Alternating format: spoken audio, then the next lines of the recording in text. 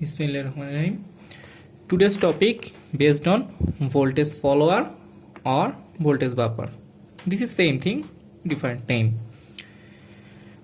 This is nothing but an op-amp. Here, this voltage and this voltage drive this op-amp. This is the non-inverting portion and this is the inverting portion. We input a voltage VIN here in the non-inverting portion. Okay, we know from the golden rule that the input voltage of the inverting portion and non-inverting portion are always equal. So that's mean VIN we will get here, and by this wire this VIN will goes through here. So that mean here means V out, and it's obviously equal to the input VIN. Okay, and this is the ideal op-amp input resistance. It's always infinite.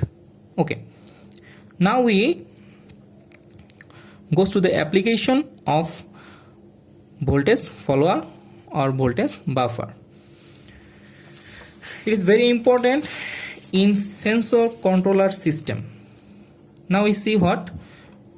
Now we see a sensor controller system. Okay, here is sensor and here is controller. First of all, we don't follow this. We have to explain it. Sensor. A sensor basically generate low output voltage or low output current. Here we see this sensor is output is voltage. Okay, the maximum output voltage is 5 volt. Okay, and here is controller. We can think this point, the first point of the controller. First point of the controller. First point of the controller.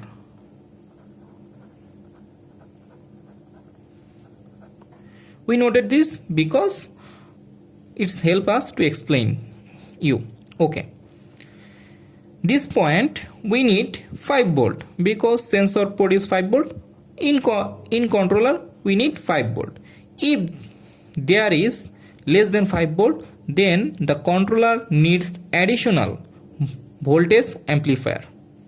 This will cost you. So here we see we have to find out the first point of the controller voltage.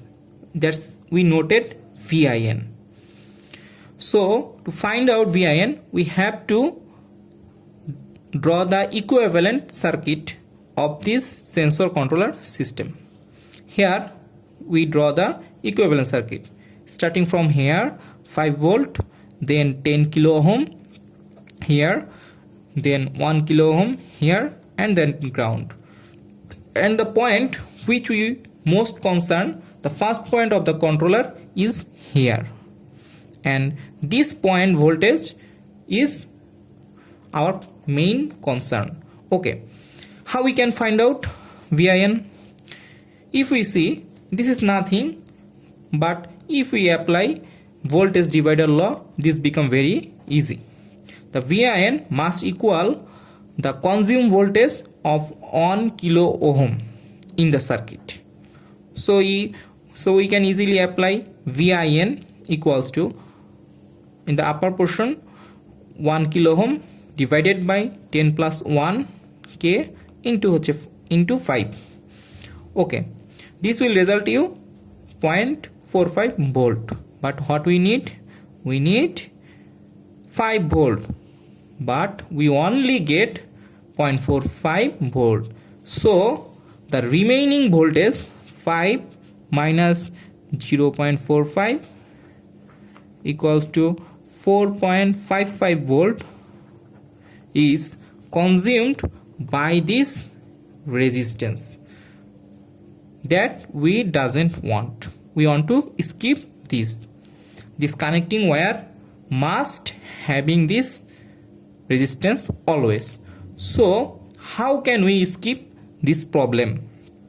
Easily by applying a additional voltage follower in the connecting wire between sensor and controller.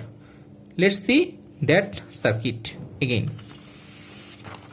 Here is the circuit. Here is our sensor controller. We nothing change, just add an additional voltage follower. See here, our voltage follower is working like this, and this diagram must identical here and here. Okay. Then we know that op-amp has an huge input resistance, and that input resistance of an ideal op-amp should be infinite. Okay, so from here to here there will be no current flow. If there will be no current flow, the voltage of this point, this point, this point is equal, and that must be 5 volt. So here we get 5 volt, here we get 5 volt, also here we get 5 volt. And voltage follower, what does voltage follower do? Its output equal to the input. That means here we also get 5 volt, and it's our desire to get the controller to provide the controller 5 volt, and we successfully do this by using only a simple voltage follower. Today's topic is end here.